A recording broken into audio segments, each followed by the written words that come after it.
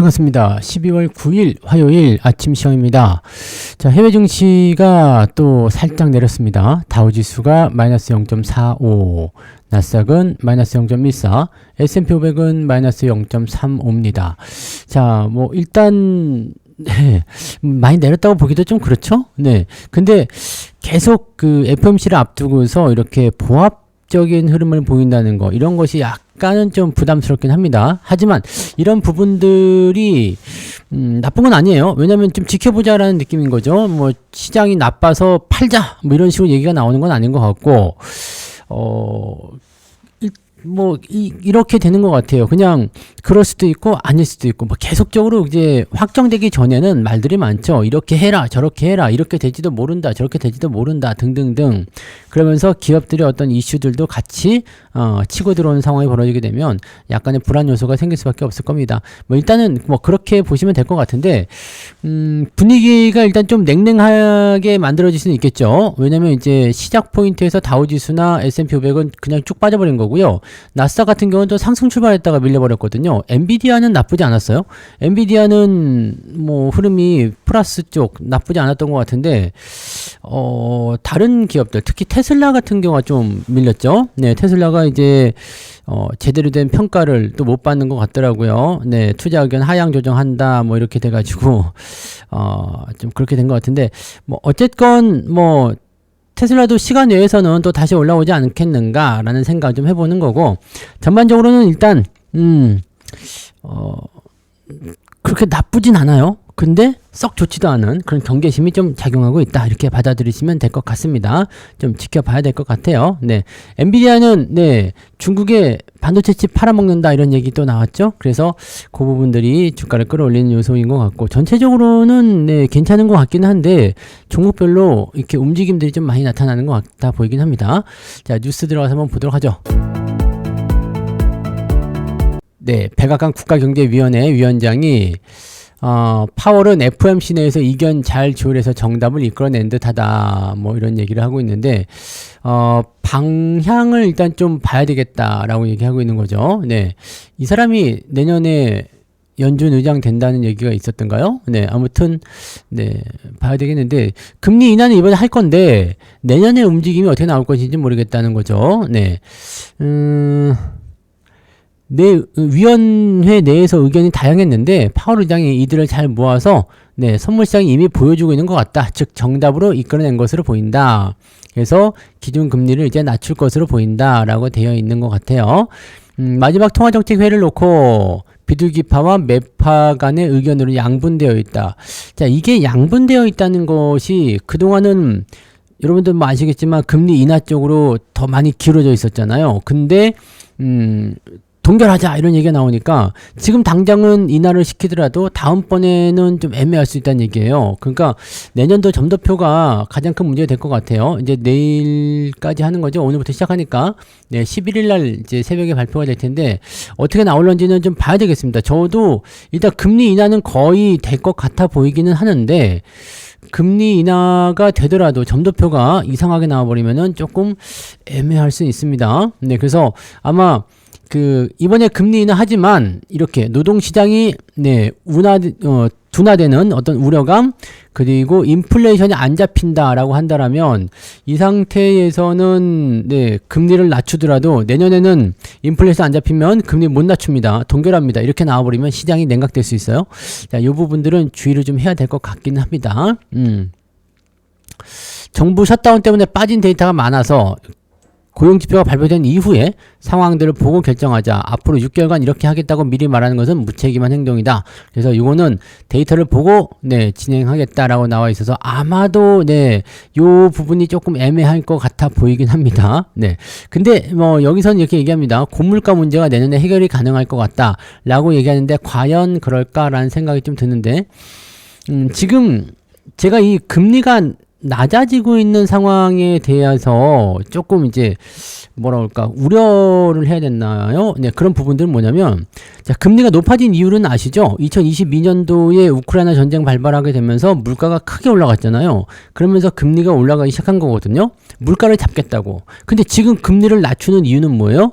물가가 내려가기 때문에 금리를 낮추는 것이 아니라 원래는 그렇게 하기로 했었죠. 근데 그게 아니라 고용시장이 너무 나빠지니까 네, 금리를 낮춘다. 또 고금리 때문에 지방은행들이 파산하니까 금리를 낮춘다. 요거는 경기 부양의 의미가 있거든요. 그러면 물가가 낮아지지 않는 상황이 됩니다. 그래서 인플레이션이 어차피 뭐 그 성장폭은 좀 줄어드는 모습이 되겠지만 고물가가 한번 올라간 상태에서 내려오지 않고 유지가 돼버리면 실질적으로는 네, 내부적으로 상처를 다 덜어내지 않은, 즉 치유가 다 되지 않은 상태에서 그냥 덮어버리는 상태가 되는 거거든요. 그러니까 요거는 나중에라도 터지게 돼 있죠. 그러니까 이 물가를 꼭 잡아야 되는데 과연 물가를 니네가 잡을 수 있을까라는 생각이 살짝 듭니다. 이 부분에 대해서는 내년부터 실질 가계소득이 늘어나면서 해결될 수 있다는 자신감을 보였다라고 하는데, 가계소득이 늘어난다는 것은 어떻게 할 수 있는 걸까? 네. 글쎄요. 팁과 초과근로에 대한 면세 정책 덕분에 이를 적용받은 사람들은 1,600에서 2,000달러 정도의 추가 소득을 얻게 될 것이다. 팁과 연장 근무에 대한 면세, 그러니까 세금을 안 받겠다 이 얘기죠. 그것 때문에 그렇다. 글쎄요. 네. 트럼프는 AI 쪽으로 계속적으로 네, 주목하고 있는 모습인 것 같아 보이네요. 자, 뭐 상황은 일단 그렇다라고 보시면 될 것 같아요. 근데 국채금리가 상승하면서 하락 마감이 됐고요. 약간 좀 네, 보수적으로 가자라는 느낌이 좀 있는 것 같아 보이긴 합니다.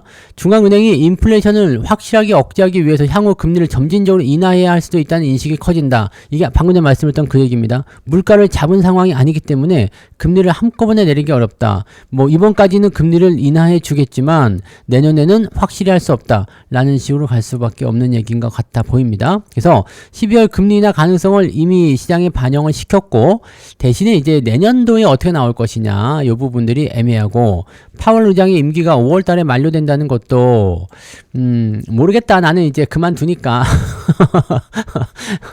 뭐 빅엿은 트럼프가 드세요. 이렇게 할 수도 있는 것 같아 보이는데 좀 답답한 부분이 될 수는 있겠습니다. 네, 이 점도표 발표만 좀 잘해놓고 가면은 우리가 만기를 수월하게 넘길 수가 있는데 살짝 애매하네요. 그래서 뉴욕 증시가 전체적으로 조금 긴장한 상태다. 지켜보자 라는 식으로 되어 있습니다. 그리고 주요국 국채금리가 민감하게 반응한 것, 네, 국채금리가 올라가는 것이 약간 좀 애매한 거죠. 그 금리 가격이 금리가 올라가는 것은 대체적으로 이제 채권 시장이 변동이 생긴다는 얘기잖아요. 그래서 요게 약간은 좀 애매하다. 네. 이건 뭐라고 해야 될까요? 조금 이제 뭐 부담스러워 한다라고 봐야 될 것 같아 보이긴 합니다. 그리고 알파벳은 2% 넘게 내리면서 조정을 받았고, 테슬라는 3.3% 하락을 했다. 자, 그 다음에 엔비디아가 올랐어요. 네, 엔비디아가 상승 마감을 했는데, 1.7%, 네, 상승 마감했다고 되어 있네요. 그 다음에 브로드컴이 2.78%, H200의 중국 수출을 허용할 가능성이 크다는 소식. 요거는 봐야 됩니다. 근데 중국이 농산물을 수입해 주겠다는 얘기가 있었어요. 그죠? 중국이 미국에 농산물 수입을 하겠다라는 얘기가 나오게 되면서 미국도 그러면 우리도 뭐 H200 정도 팔아주지 뭐 이렇게 되는 것 같은 느낌적인 느낌인 거죠. 이거 엔비디아의 그냥 뇌피셜일 수도 있어요. 야, 중국이 농산물 사준다더라. 와, 그렇다면 우리가 H200 팔 수도 있겠구나. 규제를 완화시켜 줄 수도 있겠구나 라는 식으로 생각이 된 걸 수도 있다는 얘기죠. 그래서 요거는 일단 좀 봐야 될 것 같은데, 네, 봐야 됩니다. 자, 그 다음에 넷플릭스가 위너브라더스 디스커버리에 인수에 성공했지만 반독점법 위반에 막힐 가능성으로 3% 넘게 떨어졌다. 트럼프가 넷플릭스의 이번 거래에 직접적으로 관여하겠다고 밝혔다고 합니다. 네, 애매하네요. 요즘에 뭐 엔터주도 움직임도 좀 안 좋아요. 우리도 뭐 유명 연예인 한 명이 그 소년범 뭐 그거 해가지고 네, 은퇴 선언하고 막 그래서 그 배급사랑 관련 그 엔터 스튜디오, 네, 엔터 회사들 좀 막 철퇴 맞고 막 그런 모습이 있었잖아요. 좀 부담스럽습니다. 그게 상당히 리스크죠. 네, 연예인 리스크가 또 있을 수 있는데 여기도 좀 그렇게 막 시끄럽네요. 그죠? 네. 자, 아무튼 파라마운트가 네, 9% 넘게 급등했고요. 위너브라더스도 4.4% 올랐다. 좀 뭐 두고 봐야 되겠다. 그죠? 네, 여기저기 막 네, 난리가 아니네요. 우리 넷플릭스 같은 경우는 우리나라도 그 얘기하죠. 넷플릭스 의존도를 좀 낮춰야 한다. 뭐 그런 얘기들 나오고 있던데 너무 이제 커지게 되면, 그죠? 규모가 너무 커지게 되면 부담스럽긴 합니다. 넷플릭스 성장은 참 좋았지만 자, 너무 또 커진 거 아니야? 예전에 아마존처럼, 그죠? 네, 아마존처럼 물론 아마존이 지금도 대단합니다. 그렇지만 네, 계속적으로 이 반독점 위반 이런 거에 대해서 계속 시달리게 되잖아요. 그러니까 그런 부분들. 미국은 이제 반독점법을 한번 잘못 걸려버리면은 기업이 해체가 돼버립니다. 그래서 굉장히 조심해야 되죠. 자, 그렇게 되어 있고요. 네, 모건 스탠리의 변심, 그래서 테슬라의 주가가 급락했다라고 되어 있습니다. 모건 스탠리가 테슬라의 투자 의견을 하향 조정한 여파로 주가가 고꾸라졌다. 왜 그랬을까? 비중 확대해서 중립으로 하향했다라고 되어 있는데요. 전기차 시장 확대가 둔화되는 데다가 향후 12개월간 변동성이 전망된다.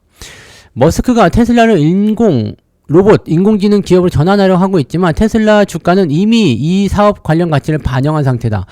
자, 전기차 회사인데 이것을 로봇이나 AI 쪽으로 병합을 시켜가지고 로보택시라든지 등등등을 만들겠다 이렇게 나오는 거잖아요. 이거 이미 주가에 반영되어 있다 이런 식으로 얘기가 나오는 것 같아요. 네, 그러니까 매력이 없다 그렇게 나와버리네요. 그래서 비중 확대할 거 없다. 지금은 살 게 아니라 좀 지켜보자. 중립으로 하향한다. 이렇게 얘기를 해버리고 된 것 같습니다. 전체적으로는 이렇게 되어 있네요. 월가 분석가들의 테슬라 목표 주가 평균치는 388달러이고요. 지금 테슬라가 얼마죠? 네, 440달러. 목표 주가는 388달러인데 지금은 테슬라가 440달러. 좀 그렇다 그죠? 좀 애매하겠네요. 투자 의견은 매수는 28명, 보유, 중립은 19명, 매도 16명. 매수가 약하네요. 그죠? 어쩌다가 테슬라가 이렇게 됐지? 네, 35명 대 28명. 그래요.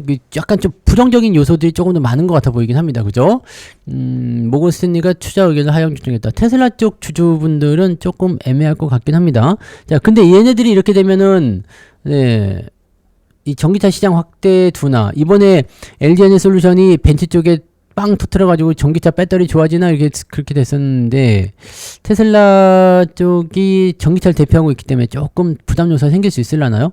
근데 이건 몰라요, 그죠? 네, 어차피 테슬라 전기차뿐만 아니라 뭐 벤츠도 전기차 만들고 여기도 전기차 만들고 다 만드니까 그거는 또 모르는 일이죠. 그래서 전기차 시장이 전부 다 이제 둔화된다기보다도 테슬라의 어떤 브랜드 네임이 조금 네, 좀 하락하는 게 아니냐. 네, 거기에 대한 기대치가 좀 줄어든 거 아니냐라고 생각이 좀 드네요. 그러면 일론 머스크가 뭔가 또 해야 되겠죠? 휴머노이드를 하든 AI를 하든 뭔가 가지고 또 튀어나와야 될 것 같은데 얘가 가만히 있지는 않을 것 같습니다. 이거 좀 두고 볼 필요가 있을 것 같아 보입니다. 네, 발작할 수 있겠죠? 뭐 내 기업을 하향 조정했다고 그러면서 발작할 수도 있으니까 그 부분도 좀 지켜봐야 되겠네요. 그죠? 참고들 하시고요.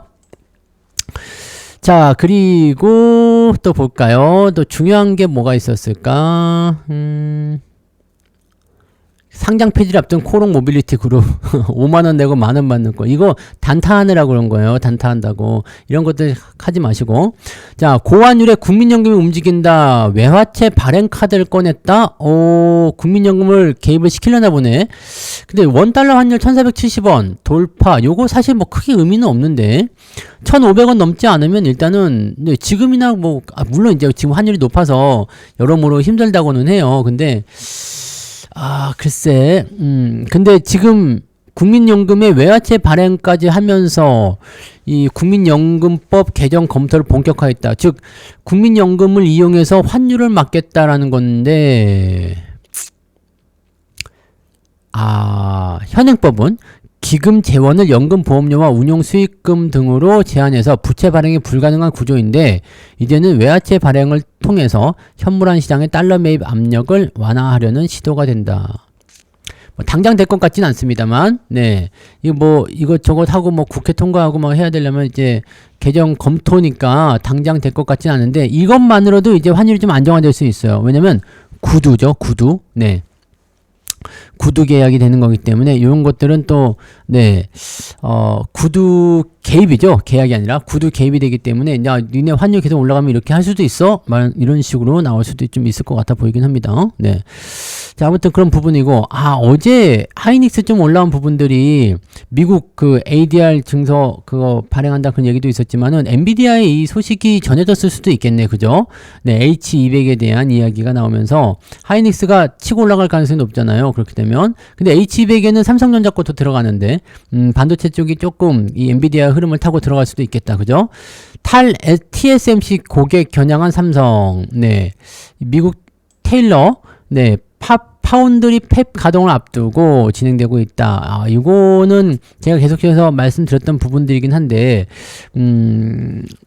수요가 많기 때문에 이거는 돌리는 대로 공장이 일단은 가동이 될 것 같아요. 그리고 파운드리를 이거를 계속 끌고 나갔던 이유는 HBM4랑 연결되면서 같이 붙어질 것이다 라는 거가 된단 말이죠. 네, 그 부분. 그 다음에 요거, 네, LDNA 솔루션, 네, 벤치하고 했었던 이야기 또 해드렸었죠. 네, 그런 부분들. 그런 얘기들이 전체적으로 있었던 것 같아 보입니다. 자, 그리고, 요거 하나만 더 볼까요? 네. 24조원 알테오젠, 코스피 간다.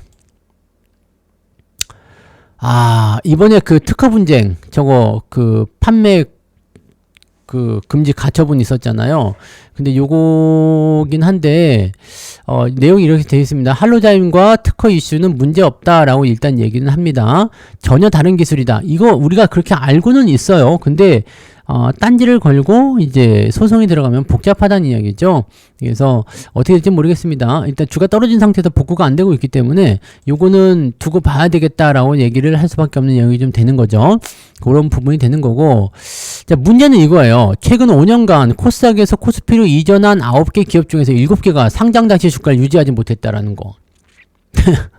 2차전지 종목들도 많이 넘어갔지만 지금 에코프로비엠인가요? 그놈도 이제 넘어간다고 계속 그러고 있던데, 애매합니다. 네. 근데 더 무서운 건 뭐냐면, 이 바이오 기업들이 거의 대부분이었잖아요. 셀트리온도 그랬고요. 네. 얘네들 이제 코스닥 쪽에서 대장으로 있던 애들이 코스피로 넘어가서 지지부진하면서 어디론가 자꾸 사라져. 그리고 나서 뭐가 문제가 되느냐면, 코스닥이 또, 네. 구렁텅이로 빠지는 거죠. 왜냐면, 이 코스피 같은 경우처럼 삼성전자가 딱 시총 상위를 잡고, 물론 걔도 지 혼자 움직이면 주가가 움직이니까 변화가 생기게 하겠습니다만, 이렇게 딱 중심이 되는 종목이 없고 그냥 다 고만고만한 애들끼리 굴러다니면서 이렇게 만들어지게 되면 애매하죠? 네, 애매하죠? 네. 주가가 네, 곤두박질 치거나 변동성이 굉장히 커질 수 있다는 얘기죠. 그래서 코스닥의 이런 천스닥이라나요? 네. 그런 추가 상승에 대한 부분들이 조금 요원해지지도 않는 생각이 들기도 합니다. 지금 현재 시가총액이 24조 5천억인데 이렇게 되면 코스피 시총 29위 수준입니다. 근데 물론 넘어갔을 경우에는 어떻게 될지 모르겠는데 최종 이전 시점은 내년 2, 3분기로 예상이 된다라고 되어 있고요. 네, 일단 의결이 완료가 됐기 때문에 이전 상장하는 동안에는 거래 정지가 되겠죠? 네, 거래 정지가 한 2, 3주 정도 되던가요? 네, 그 정도 되고 그 다음에 이전 상장 최종적으로 하고 근데 이 이전 상장에 대한 이야기가 이전에 나왔었기 때문에 요게 지금 호재로 봐야 되는지 악재로 봐야 되는지 잘 모르겠습니다. 네, 코스닥에서 대장질을 하는 게 유리한 것인지 아니면 코스피로 넘어가서 네, 물론 이제 기업 입장에서는 코스피로 이전 상장하는 게 훨씬 더 유리하기는 하죠. 근데 투자자들 입장에서는 재미는 좀 없을 것 같은 느낌적인 느낌이 좀 든단 말이죠. 그래서 요거는 조금 네, 살펴봐야 될 것 같긴 하죠. 그 다음에 가장 중요한 거는 요거, 네, 특허 이슈, 요거에 대한 부분들, 요게 이제 잘 해소가 되면은 뭐 상관없을 것 같다 보이긴 합니다. 그래서 그런 내용들로 우리가 체크를 좀 해보시면 좋겠네요. 자, 오늘은 여기까지 한번 이야기하고요. 조금 있다가 8시 30분에 또 이야기를 더 이어가도록 하자고요. 오늘도 8시 30분에 아침 무료 방송이 있으니까 거기로 또 놀러 오시기 바랍니다. 자, 그럼 오늘도 파이팅 하시고요. 좋은 하루 만들어 가시기 바랍니다. 오늘은요, 살짝 변수가 있을 것 같죠? FOMC 앞두고서 미국 증시가 예상했던 대로 조금 주춤했기 때문에. 근데, 엔비디아가 지금 치고 올라갔기 때문에, 반도체 기업들이 치고 올라가게 된다면 분위기가 또 달라질 수 있어요. 그러니까 그런 것들을 잘 체크하면서 가시면 될 것 같습니다. 자, 그러면 여기까지 갈까요? 네. 이따가 8시 30분에 뵙겠습니다. 고맙습니다.